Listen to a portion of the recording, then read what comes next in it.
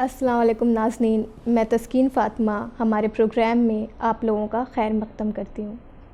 آج ہمارے پروگرام کی 10ویں قسط میں ہمارے 8ویں امام علی رضا علیہ السلام کے بچپن کے ایک واقعے کو آپ لوگوں کے سامنے پیش کروں گی۔ واقعہ کچھ یوں ہے کہ دو لوگ سڑک سے گزر رہے تھے، ایک لمبا چوڑا باصحت اور دوسرا کمزور اور عجیب و غریب شکل و صورت والا۔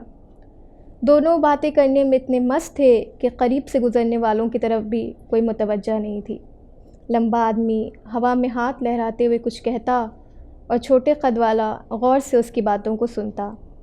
ہر شخص امام نہیں ہو سکتا، اس کے لیے بہت ساری شرطیں ہوتی ہیں، ایسی شرطیں جو ہر شخص کے اندر نہیں پائی جا سکتی۔ امام موسیٰ ابن جعفر کو دیکھو، ان کے اندر تمام اچھائیاں ہیں، وہ ایک عظیم انسان ہے، لیکن اگر خدا نخواستہ انہیں کچھ ہو گیا تو آگے چل کر امام کون بنے گا؟ تمہیں کیا لگتا ہے کون ان کا جانشین بن سکتا ہے؟ اس کے دوست نے کچھ سوچا اور کچھ دیر سوچنے کے بعد کہا کہ نہیں معلوم، لیکن کیا ان کے بچوں میں سے کوئی ان کا جانشین نہیں بن سکتا؟ میرا مطلب علی ابن موسیٰ کو دیکھو، وہ بہت ہی سمجھدار بچے ہیں اور باقی سارے بچوں سے بالکل الگ ہیں، ہو سکتا ہے آگے چل کے وہ امام کے جانشین بن جائے۔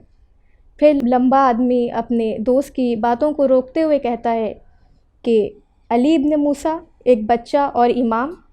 نہ علی ابن موسیٰ اور نہ ہی کوئی اور امام بن سکتا ہے، کیونکہ امام یعنی دنیا کا سب سے اچھا انسان، کیا علی ابن موسیٰ ایسے ہیں؟ اس کے دوست نے کوئی جواب نہ دیا اور پھر دونوں باتیں کرتے کرتے امام کے گھر تک پہنچ گئے۔ دروازہ کھٹکھٹایا، امام کے غلام نے دروازہ کھولا اور ان دونوں کو دیکھ کر سلام کیا کہ اے ابن مسکان اور زید، تم دونوں کو میرا سلام ہو۔ دونوں نے خادم کے سلام کا جواب دیا اور اس سے پوچھا کہ کیا امام گھر پر ہیں؟ خادم نے جواب دیا ہاں ہیں، تشریف لائیے۔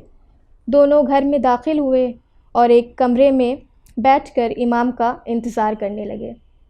امام کمرے میں داخل ہوئے، دونوں نے امام کو سلام کیا اور ان کے احترام میں کھڑے ہو گئے۔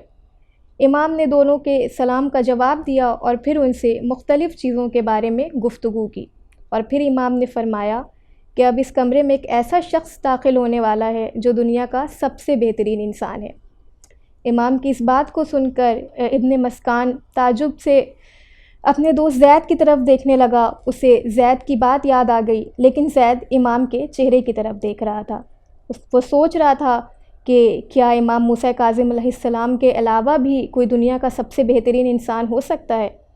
وہ ابھی اسی سوچ میں تھا کہ اچانک سے دروازہ کھلا اور امام علی ابن موسیٰ کمرے میں داخل ہوئے۔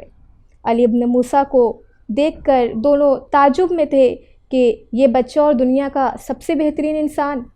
علی ابن موسیٰ کمرے میں داخل ہوئے، اپنے والد کے پاس آئے، امام نے انہیں اپنی گود میں بٹھایا، پیشانی کا بوسہ لیا اور پوچھا کہ کیا آپ جانتے ہیں کہ یہ کون لوگ ہیں؟ علی ابن موسیٰ نے غور سے ان دونوں کے چہروں پر نگاہ ڈالی اور فرمایا جی بابا جان، جانتا ہوں، یہ وہی لوگ ہیں جنہیں میری امامت کے سلسلے میں شک ہے۔ امام کی اس بات کو سن کر دونوں کے چہرے کے رنگ اڑ گئے اور ان کے سر شرم سے جھک گئے۔ پھر امام موسیٰ کاظم ان کی طرف مڑے اور کہنے لگے اگر تم دونوں نے اس کی امامت پر شک کیا تو خدا، اس کے فرشتوں اور لوگوں کی لعنت تم پر پڑے گی۔ وہ دونوں شرمندہ ہو کر گھر سے باہر آئے اور ابن مسکان بہت شرمندہ تھا، زید سے کہنے لگا کہ میں بہت شرمندہ ہوں، مجھے امام علی ابن موسیٰ کی امامت پر شک نہیں کرنا چاہیے، یقیناً وہ بہت ہی بہترین انسان ہیں جنہوں نے ہمارے دل کی باتوں کو بھی جان لیا اور واقعاً وہ امام بننے لائق ہیں۔ تو ناظرین، آج کا یہ واقعہ یہیں ختم ہوا اور اس سے ہمیں یہ جاننے کو ملتا ہے کہ ہمیں امام کے بارے میں کبھی بھی شک نہیں کرنا چاہیے، اور اللہ اپنی حجت کو خود انتخاب کرتا ہے، کسی اور کو اس کا انتخاب کرنے کا کوئی حق نہیں ہے۔ انشاءاللہ ایسے ہی واقعات کے ساتھ آپ کے سامنے پھر سے حاضر ہوں گی۔ ابھی مجھے اجازت دیں، خدا حافظ۔